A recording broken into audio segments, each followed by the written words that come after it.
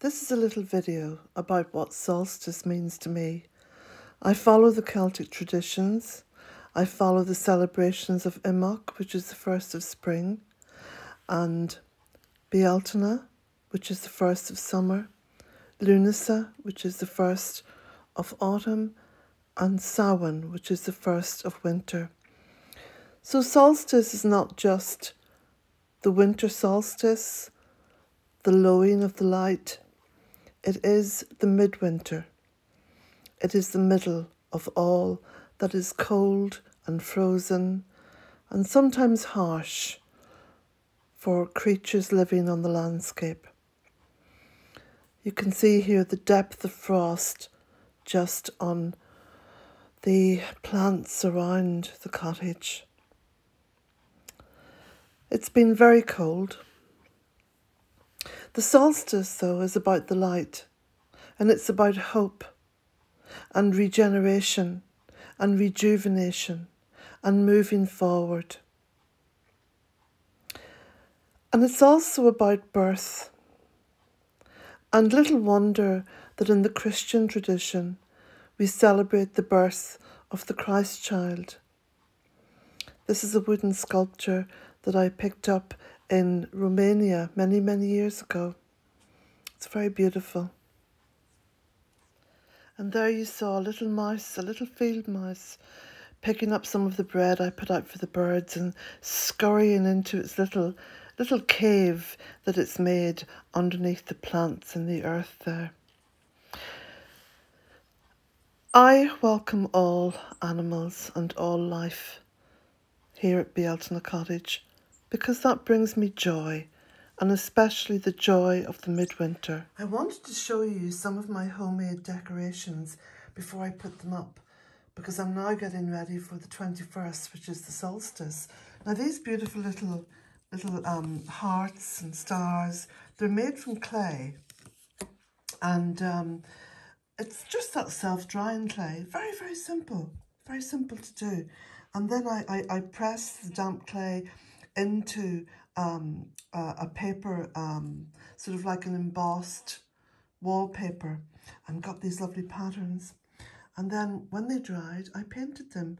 And of course I made the little hole in them, you know, to hang them up. Now I made these several years ago, but I want to make some more today. Yeah, I know, I'm full of plans and full of hope. And that's the only way really to get through this extremely cold,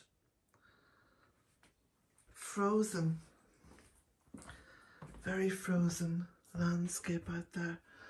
Look at all the beautiful birds feeding. Now, I counted 14 blackbirds this morning.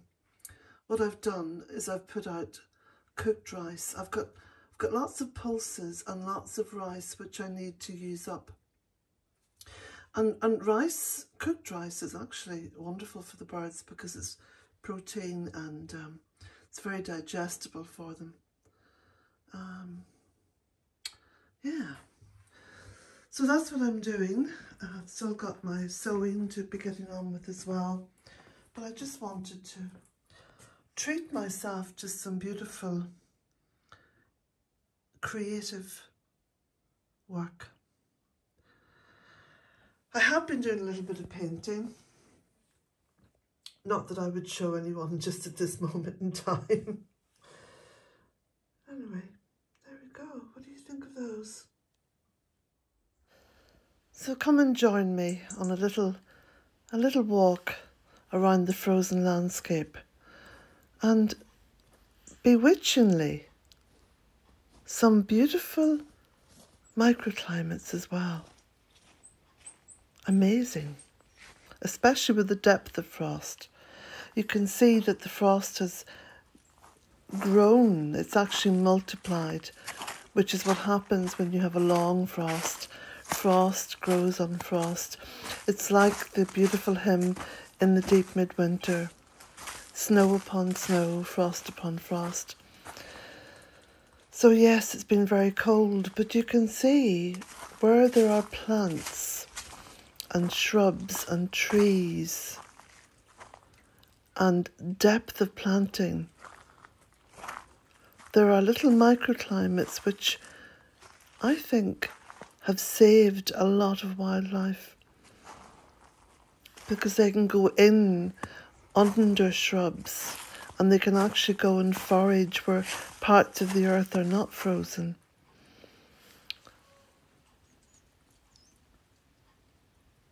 So we'll walk up towards the stone circle.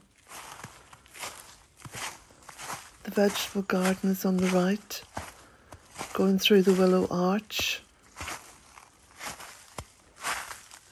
and turning right and up towards the big oak tree. But I've stopped because I've just seen a beautiful blackbird in the oak tree.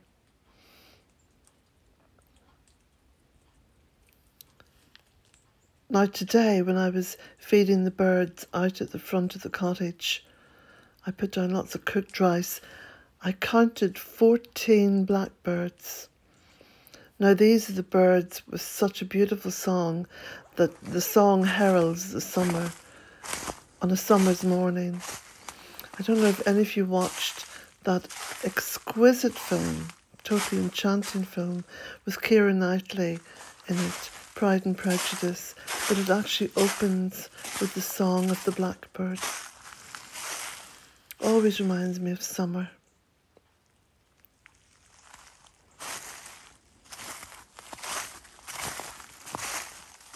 Just walking up towards the old hen house, which is now a wood store, just in front there. Crossing over the ditch and going along by the hedge, which will take us up to the stone circle. And these little hedges have been so important also for wildlife and for birds, because they can seek shelter in the depth of the hedge, especially the evergreen hedges. I've walked extensively around my 3 acres of woodland and I haven't found any birds that have died. And that's lifted me quite a lot, because I'm very aware of habitat. I'm very aware of my own habitat, my cottage, but also the habitat for creatures living around the cottage. And some of them live very close.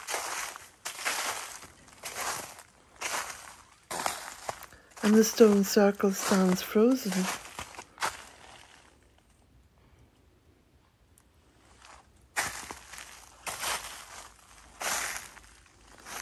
And the big ferns and the plants around it are frozen. Just there, the ferns hanging over the stones.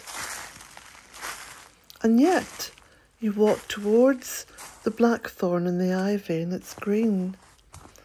So I think that's another little microclimate in there. And you can see down amongst the shrubs and the bushes and the trees how much shelter you can create just by planting. I'm walking down now towards the north, walking down alongside the polytunnel.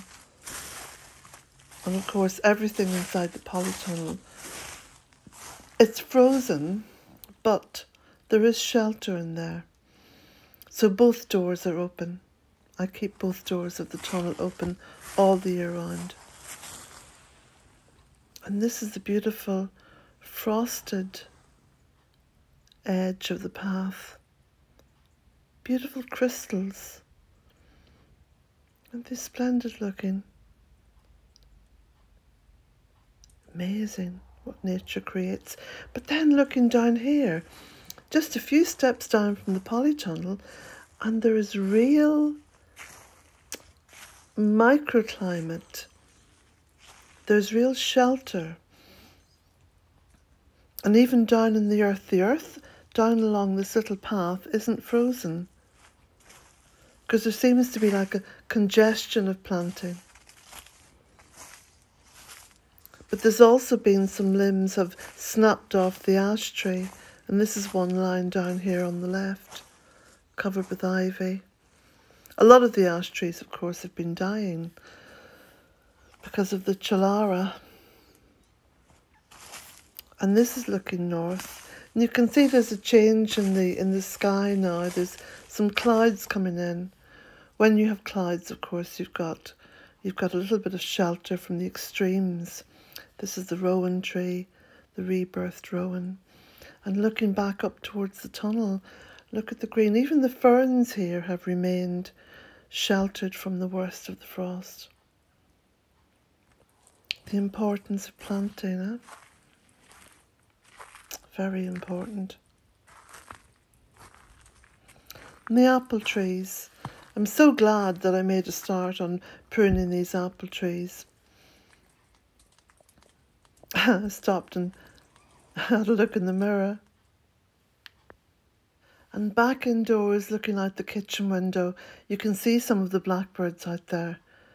It's beautiful to watch them. It's real meditation on the beauty of nature at this time of the year. And look, there's even colour in the garden, in the woodland gardens.